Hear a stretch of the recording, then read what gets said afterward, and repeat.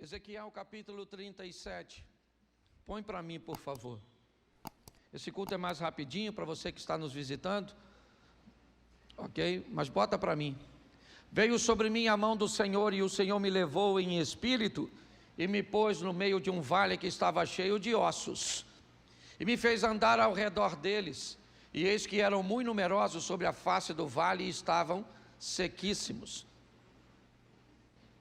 E me disse: filho do homem, poderão viver estes ossos?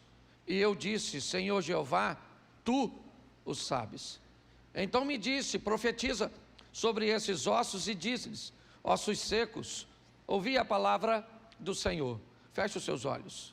Senhor nosso Deus e Pai, em nome de Jesus, eis aqui a tua palavra. Continua falando conosco e usa-me como um canal de bênção nessa hora. Em nome de Jesus, em nome de Jesus. Amém, glória a Deus, amém? Amém.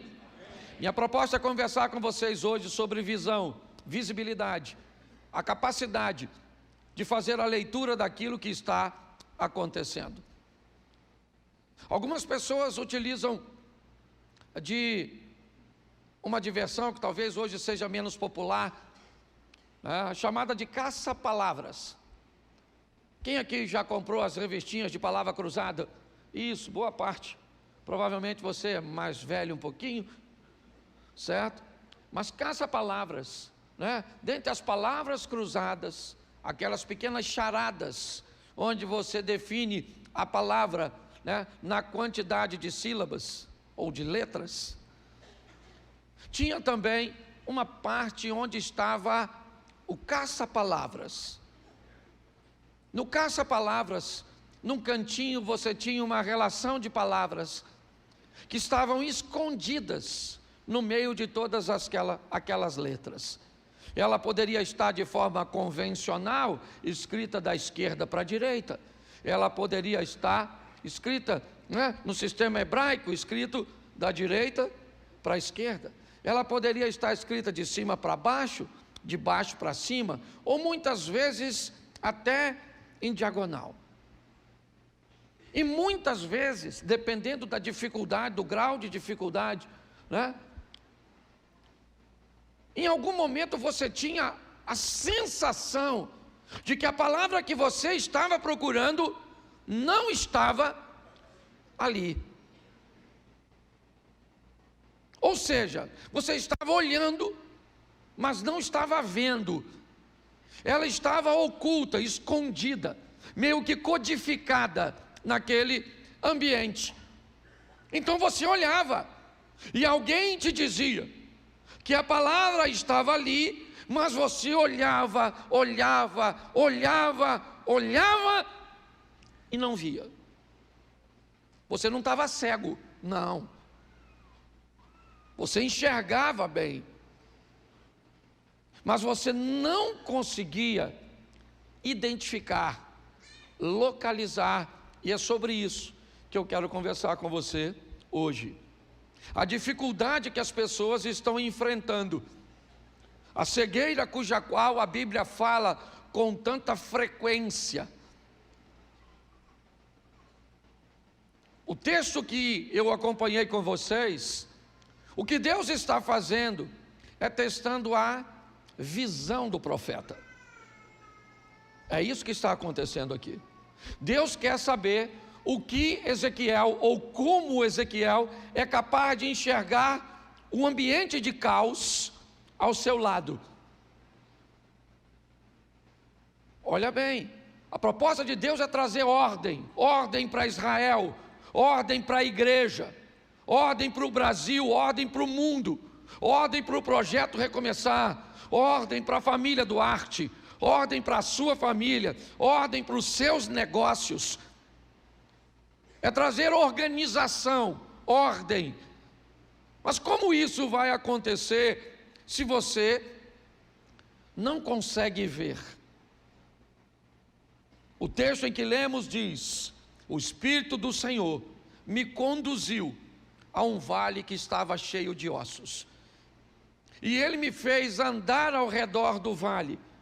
Ou seja, Deus fez Ezequiel enxergar a situação, ter um panorama Então ele diz: e eu andei, e vi que eram muito numerosos sobre a face do vale, e estavam sequíssimos. Então tá bom.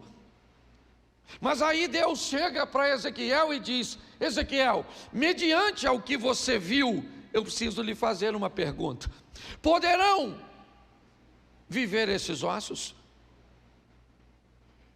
Este casamento pode ser restaurado? Essa enfermidade pode ser curada? Essa família pode se reagrupar e viver em comunhão? Este negócio pode sair da falência? É mais ou menos isso. Já fazendo uma adaptação rápida. Um ambiente de caos. Quem é que está nele? Ezequiel. E Deus pergunta: mediante ao que você vê, Ezequiel, eu preciso que você me diga: poderão viver? E Ezequiel diz: o Senhor é que sabe. A situação está tão ruim.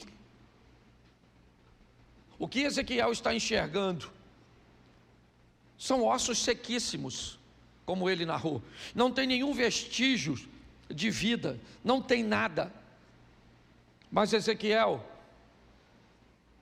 ele diz: Senhor, o Senhor é que sabe. É o Senhor que sabe. Porque o Senhor está no mundo espiritual e eu no mundo físico, terreno. Se o Senhor quer saber o que eu estou enxergando, eu já narrei. Muitos ossos e secos demais.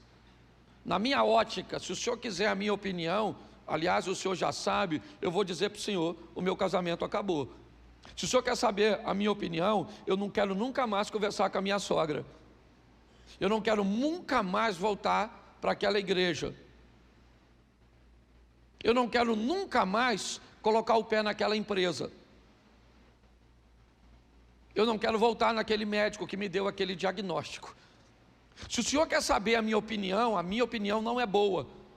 Mas eu não vou ficar com a minha, eu vou ficar com a do Senhor. O Senhor é que sabe. E aí Deus disse: então se sou eu que sei, faz o seguinte, profetiza. E diz a esses ossos secos, ouvi a palavra do Senhor. Não é a minha, porque a minha vai continuar seca do jeito que está. Mas quando o caos recebe a ordem da palavra do Eterno, aquilo que está desorganizado precisa trazer ou retornar à organização. O que Deus está mostrando é a visão, e é isso que eu quero mostrar a você. Vou te dar bastante texto, mas vou falar pouquinho. Mas preste atenção nesse texto para nós adiantarmos. Mateus 6, verso 22. A candeia do corpo são os, de sorte que se os teus olhos forem, todo o teu corpo terá. Se porém os teus olhos forem, todo o teu corpo será. Se portanto a luz que há em ti são, quão grandes serão tais? Preste atenção em mim. Mais um texto falando de visão. A candeia do corpo são os olhos. Os olhos aqui não são os olhos físicos. Se você tem um problema, você pode buscar uma lente, algo que substitua a sua deficiência, algo que aumente a sua capacidade de enxergar. Ok? Você tem uma deficiência visual, então o que você faz? Você procura um oftalmologista, ele coloca você diante de um aparelho, onde vai fazer todos os exames, e aí um dos últimos exames é colocar você num aparelho, onde ele vai substituindo as lentes, e vai perguntando a você, como está a sua visão com aquela lente. Então ele coloca aquela lente sobre os seus olhos, e agora você não enxerga mais apenas com os seus. Você recebe uma lente, e essa lente aqui dá a você condições de enxergar. Assim você corrige visão física, vamos dizer assim. Porém o texto diz: a candeia do corpo são os olhos. Se os seus olhos forem bons, todo o teu corpo terá luz. Tua vida, teus negócios, você vai viver num ambiente de vitória, talvez não confortável, de batalhas, de lutas, de enfrentamentos, mas a sua ótica do Novo Testamento bate com a do Velho Testamento, porque o Deus que fala em Mateus é o mesmo que fala com Ezequiel no Velho Testamento. O olho bom é aquele olho que olha todas as coisas, sabendo que Deus está no controle de tudo, e que todas as coisas cooperam para o bem daqueles que amam a Deus. Isso é um olho bom. Ele está olhando para o caos, o pau está quebrando, e ele sabe que Deus está ele está com medo, ele está inseguro. Ele sabe que pode atingir sua casa, sua família, seus negócios, sua igreja, mas ele sabe que Deus está onde sempre esteve, no controle de todas as coisas, e aquele que há de vir virá e não tardará. Mas aí ele diz: se os seus olhos forem maus, todo o seu corpo será tenebroso. Sua vida, tudo aquilo que você tem, inevitavelmente vai enfrentar a escuridão, as trevas. Se você achar que o perigo é tão grande, não que não seja, mas se você achar e não conseguir enxergar Deus com você, sua vida, seu mundo se torna tenebroso. Mas aí ele faz uma observação: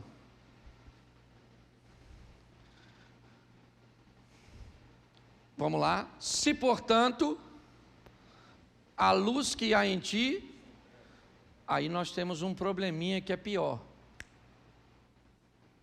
Se porém você não souber que está em trevas,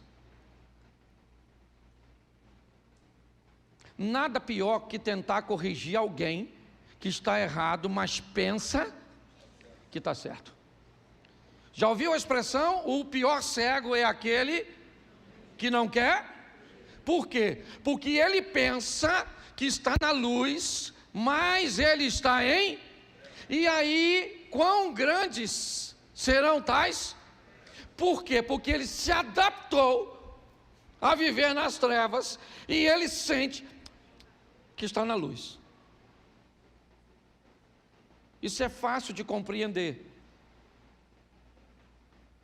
Entre num ambiente de pouca luz e você vai notar que momentos depois, você vai notar que precisa menos de luz, porque seus olhos se adaptaram. É essa adaptação às trevas que anda fazendo com que pessoas não caminhem para a luz. Elas estão se sentindo confortáveis nas trevas, porque conseguem enxergar um pouco. Nós precisamos abrir os nossos olhos o mais rápido possível para entendermos. E aí eu vou te dar algumas coisas que, assim, é bem interessante, né? Eu peguei Marcos 8. Deixa eu colocar aqui, eu não posso citar muito porque o tempo é... Marcos 8:18. Tendo olhos não, tendo ouvidos não, e não vos... Bom, vamos ler como uma perguntinha, porque alguns leram no tom de afirmação. Tem aqui, ó. Essa vai... Lê para mim, só para me ver como é que vocês vão ler.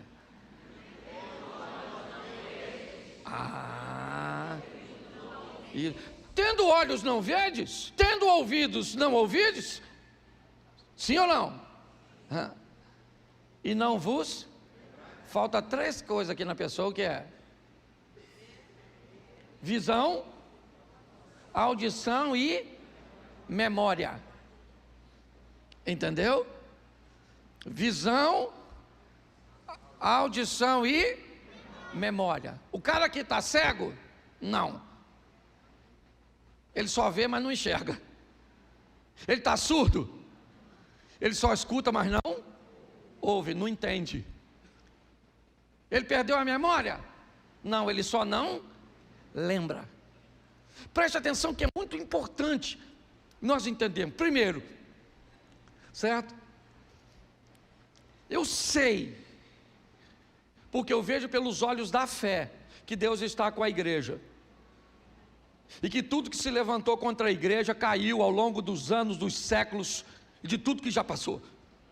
Porque o Deus que estava com a igreja lá é o mesmo Deus que está com a igreja hoje. Então eu vejo a igreja triunfante. Não tem esse negócio. Dentro de nós tem coisa que nós nem sabemos, e é só nos apertar que Deus levanta dentro de nós posicionamentos e posturas, certo? E recursos e coisas extraordinárias. O que eu não posso é deixar de ouvir o que Ele está dizendo, entender o que Ele está dizendo. Mas preste atenção agora como isso é difícil. Marcos, capítulo 8, verso 5. Bota o 8:5.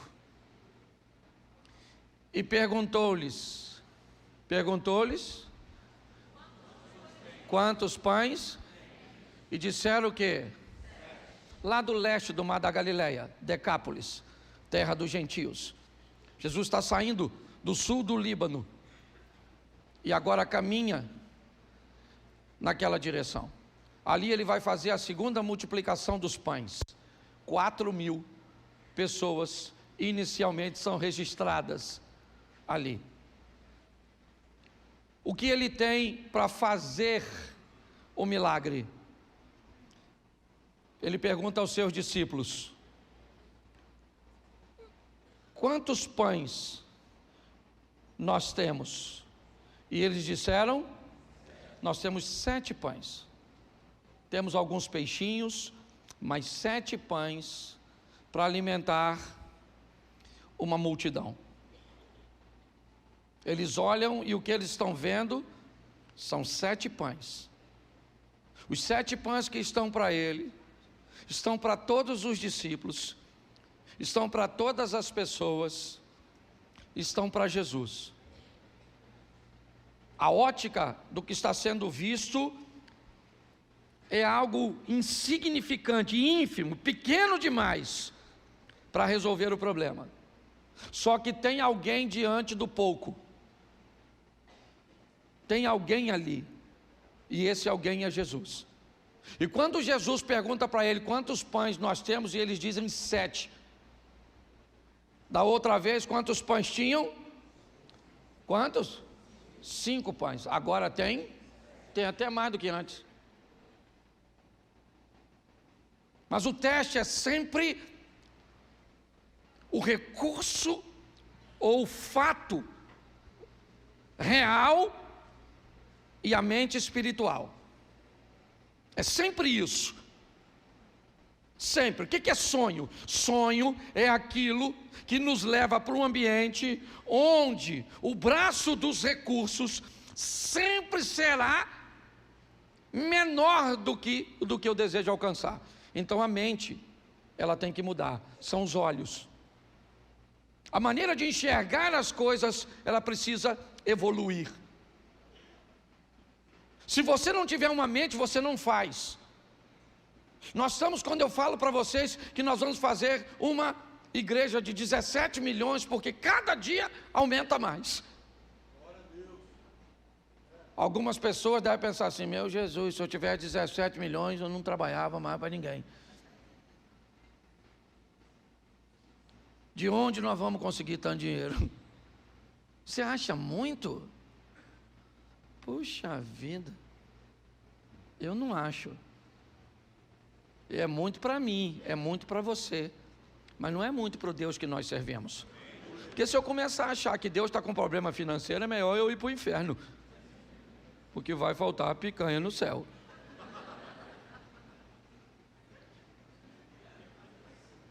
Eu tenho que ter um entendimento, a minha visão. E ele está conversando com os discípulos, ele está perguntando para os discípulos. Ele está expondo a visão de discípulo, não é de não crente. Já já eu vou mostrar para você o do não crente.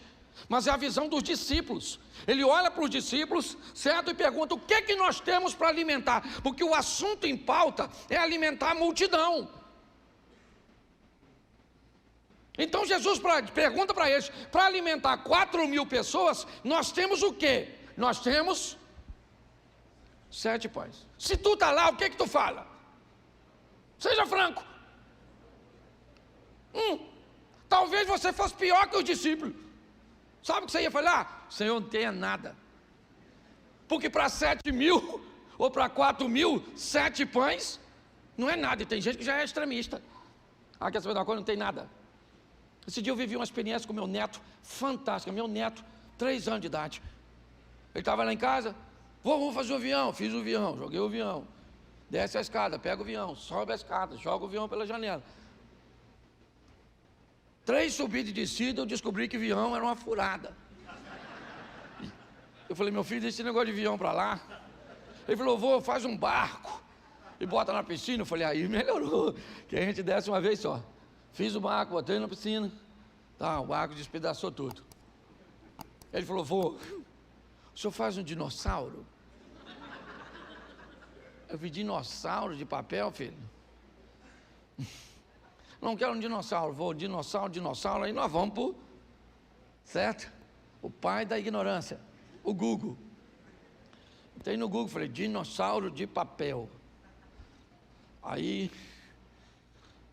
peguei uma folha, ele pegou a dele, botou do lado do meu, e eu dobrava o meu, ele queria que eu dobrasse o dele, e o vídeo está passando, e eu dobro o meu, olho pro dele, e é homem, se a mulher dobra, faz não sei o que, chuta, brinca, mas homem...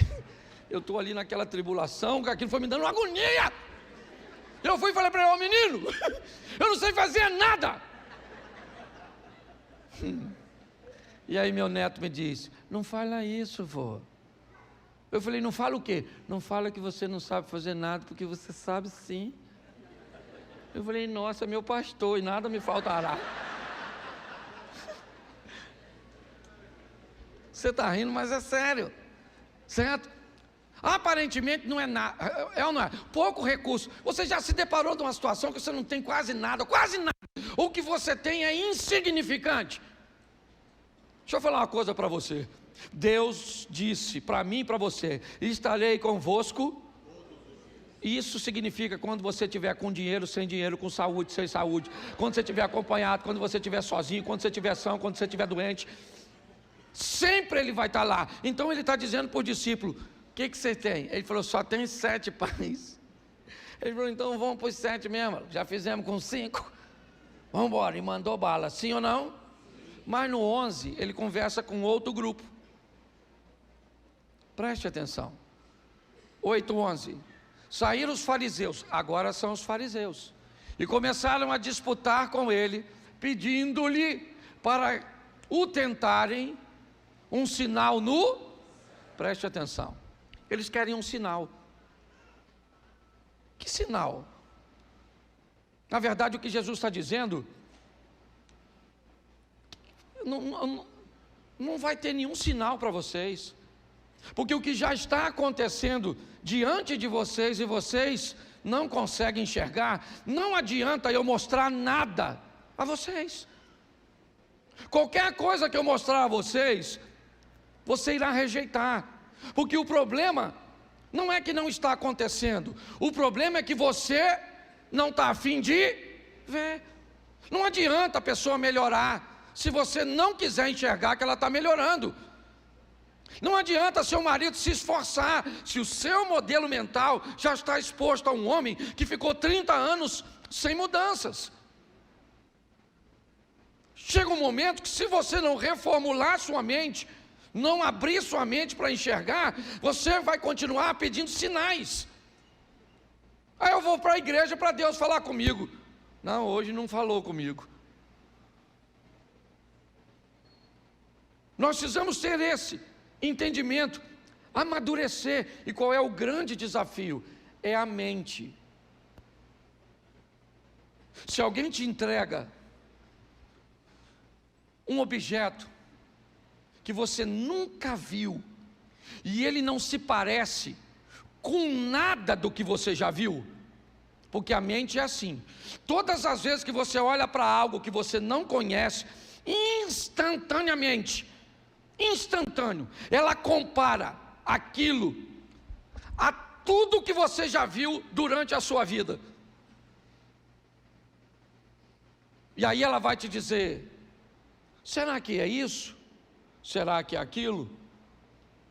Você vai chutando, trazendo exemplos para aquilo que você viu, de coisas que você viu anteriormente. É assim que a mente funciona. Todas as vezes que ela te mostrar algo, que você enxergar algo, que você não tem nada para comparar, sua mente não tem como identificar. Ela está enxergando, mas ela não consegue ver. Por isso que ter experiências com Deus é fundamental. Porque Deus vai fazer você viver coisas cujas quais você nunca viu, o que os olhos nunca viram, o que o coração nunca sentiu. As misericórdias do Senhor se renovam, elas não se repetem. E você está entendendo? Ela se renova, é sempre uma novidade. Então eu preciso ampliar minha mente para viver com Deus. Os fariseus querem sim um sinal. Por quê? Porque não tem, ele está curando, certo? Ele está ressuscitando, está tudo diante dos olhos deles. Eles estão vendo? Sim, mas eles não estão entendendo. Esse é o problema. É isso que faz Nicodemos deixar sua posição e encontrar com Jesus de noite, porque a mente dele está bugando, ele não consegue entender, tem alguma coisa que não está batendo, não pode. Então ele vai olhar de perto. Mas sabe o que é isso? Verso 14, 8:14, já estou terminando. E eles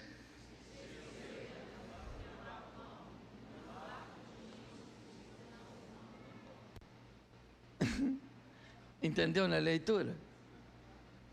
Vamos lá. E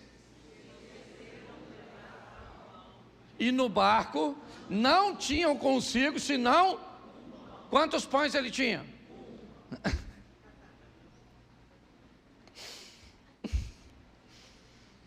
E ele se esqueceu de levar um pão. Quantos pães ele tinha? Nenhum! Está escrito ali. Não tinha consigo senão nem um pãozinho. Não tinha um pãozinho. E aí eu pergunto a você uma coisa. Do outro lado eles fizeram o quê? Viram o quê? A multiplicação dos pães, sim ou não? Eu pergunto a você, por favor, me ajude. Quantos cestos de pães sobraram? Quantos? Primeira multiplicação dos pães, Cafarnaum. Jesus pega 5 pães e 2, alimenta uma multidão e sobra 12 cestos, mostrando que que Deus tem alimento para seu povo, 12 tribos de Israel. Por isso que sobrou 12.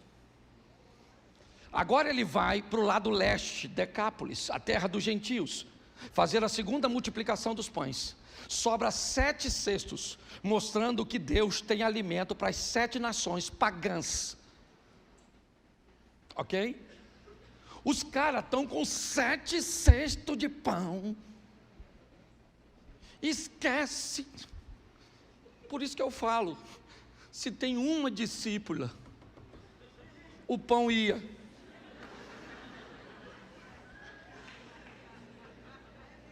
12 homens. É igual a história, eu falei isso aqui no encontro de casais. O marido falou que ia no banco. A mulher falou assim: você traz um negócio para mim do mercado?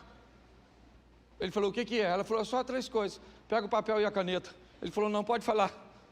Ela falou: pega o papel e a caneta. Ele falou: fala que eu não esqueço, é só 3. Ela falou: é melhor você pegar. Ele falou: fala, menino, eu estou com pressa. Aí ela falou: tá bom, arroz, alho e óleo. Aí ele foi, arroz, alho e óleo. Pagou as contas, foi para o mercado, chegou no mercado.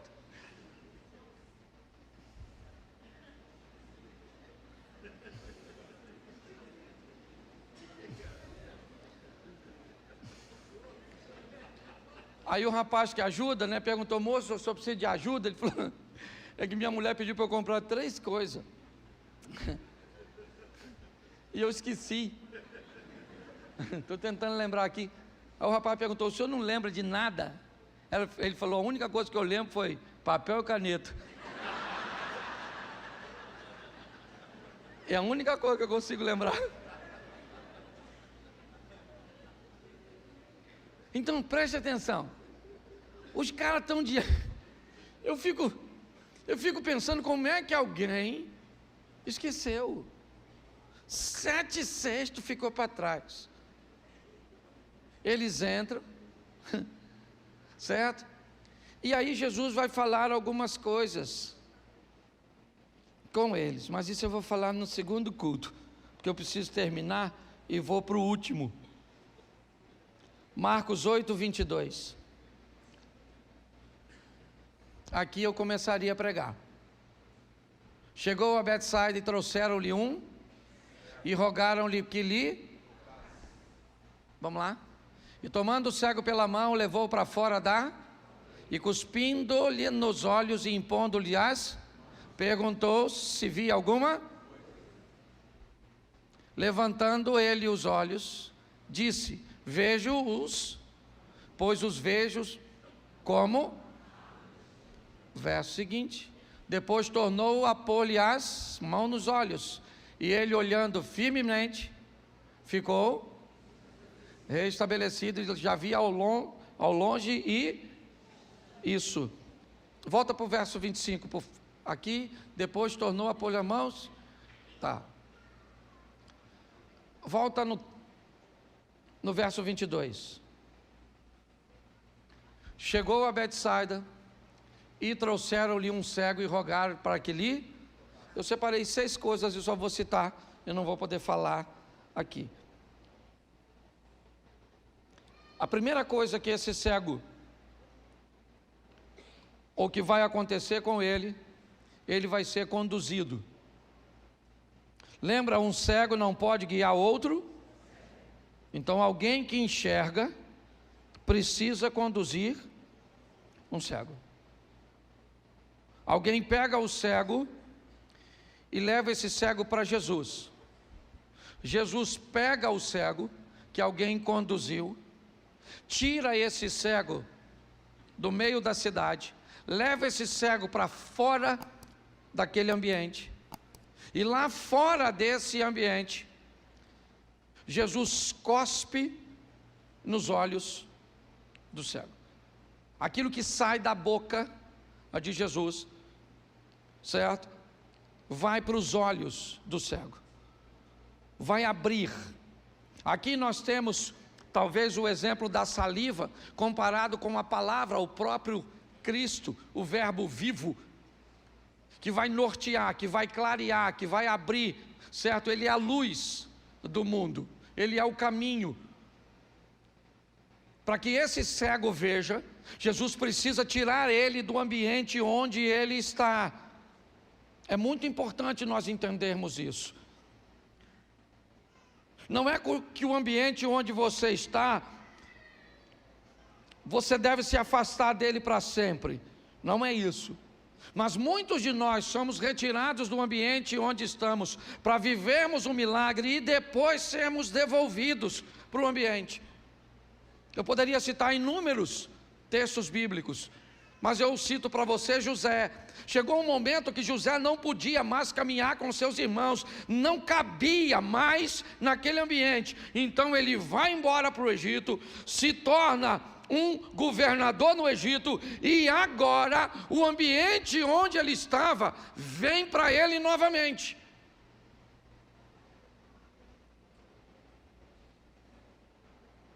Por um tempo ele se afastou dele, mas agora ele cabe nele, ou ele pode estar perto dele.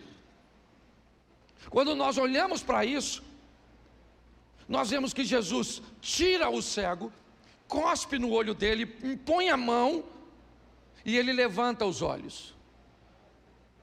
Jesus pergunta: você está vendo alguma coisa? Provavelmente para ele não fazia nenhuma diferença em que rumo estava olhando, então provavelmente ele estava de cabeça baixa. Quando Jesus toca e pergunta: o que você vê? Ele suspende, ele leva os olhos, e aí ele disse: olha, eu estou vendo homens, mas eu estou vendo homens como árvores que andam. Eu já não estou como estava antes. Eu gosto desse modelo, que não é único, mas é real, que é a mudança gradativa, a mudança parcial. Tem gente que entra na igreja e Jesus diz: eu quero que você veja, e imediatamente ele fica curado, imediatamente ele para de falar palavrão, imediatamente ele muda seus costumes, imediatamente ele passa a se vestir de outro jeito. Mas esse não é o único modelo. Jesus toca no camarada e pergunta: você está vendo? Ele disse: eu estou vendo, mas eu estou vendo homens como árvores que andam. Jesus disse: então vem aqui.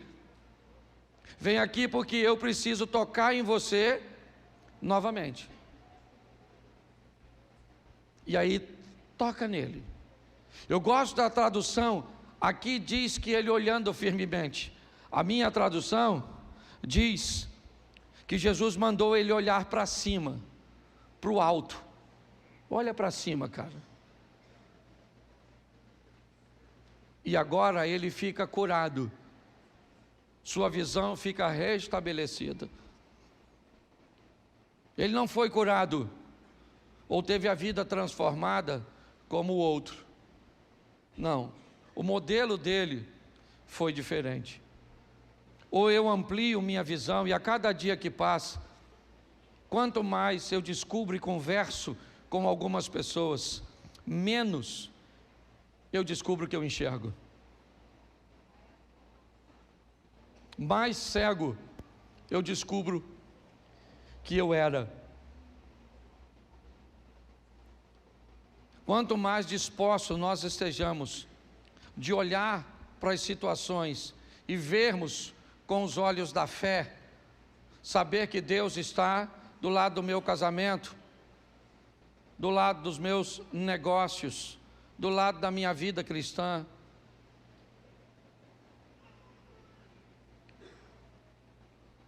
Quanto mais seguro eu estiver disso, eu vou continuar envolto nesse turbilhão de coisas, nesse montão de situações contrárias e adversas, mas a minha visão, ela está sempre focada e sabendo que Deus está no controle de todas as coisas. Eu sei que não é fácil, irmãos. Eu sei que tem dia que tu não está afim mais de vir para a igreja. Eu sei que tem dia que alguém vai te aborrecer no estacionamento. Seja você um obreiro que trabalha no estacionamento, seja você alguém que quer apenas estacionar seu carro, mas que o caminho se cruzou de duas pessoas, que uma não estava bem e às vezes a outra também não, e ali você teve um aborrecimento. Você pode ter um aborrecimento no seu trabalho, você pode enfrentar dificuldade no seu casamento, e aí você olha e diz: quer saber de uma coisa? Eu acho melhor eu parar com essa situação, eu acho melhor eu jogar tudo para o alto. Eu posso falar isso que eu sou pastor, e tem dia que eu penso assim. Tem dia que eu olho, é tanto problema para resolver, é tanta coisa para enfrentar, que a oração que você dá vontade de fazer é falar: Jesus, o senhor não tem como voltar hoje, não? Se o senhor pudesse voltar hoje, era um alívio tão grande para mim, porque não é fácil para ninguém. Mas eu não posso olhar dessa maneira, e nem você. Nós não podemos olhar para nada com uma visão de pessimismo. Nós temos que entender que Deus é fiel. Ele prometeu, Ele vai fazer. Então não deixe nada cegar você. Não olhe para o seu casamento, como se ele tivesse terminado. Não olhe para as pessoas dando a elas uma sentença que não tem mais jeito para ela. Se os seus olhos forem bons, você leva a sua vida, seu corpo, para a luz. Eu queria que você ficasse de pé nesse momento.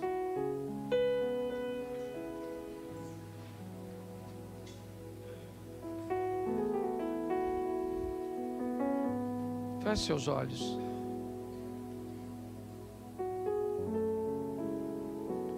Senhor, há um propósito, há um sistema para remover a nossa visão, para nos impedir que vejamos de forma nítida, para tentar fazer com que vejamos o que eles querem que seja visto, que acreditemos em informações estabelecidas em laboratórios. Nos ajude a viver neste mundo, Pai, como a Tua palavra nos ensina. Não vos peço que os tire do mundo, mas que os livre do mal. Nos dê visão, ó Deus, e não visão humana, porque essa está boa. Faça com que nós homens vejamos o nosso casamento, a nossa família, a nossa esposa, os nossos filhos, com uma visão dos céus, com uma visão espiritual. Nos dê condições de olhar para o Brasil e ver o Brasil por uma ótica espiritual, com os olhos da fé, olhar para a igreja, olhar para essa sociedade, olhar para os casamentos, olhar para as escolas e o sistema de ensino, olhar para o sistema de segurança, para as polícias, olhar para o poder jurídico, ó Deus, para os homens que são responsáveis por fazer justiça, olhar para os hospitais. Senhor, em nome de Jesus, nós somos a Tua igreja e nós somos da fé. Nós não retrocedemos, nós vamos adiante para a conservação da alma, mas tem sido difícil, Senhor, para nós guardarmos a nossa visão. Por isso, ó Deus, em nome de Jesus, que tenhamos uma semana extraordinária, que tenhamos uma semana de boas notícias, uma semana de bons negócios, que a Tua boa mão poderosa esteja conosco e que nada possa apagar a nossa visão de que o Senhor é o mesmo ontem, hoje e o será eternamente. Abençoe a cada lar, a cada família, a cada casamento. Que o grande amor de Deus, nosso Pai, a graça de nosso Senhor e Salvador Jesus Cristo e as doces consolações do Santo Espírito de Deus seja para com todo o povo do Senhor, e todos digam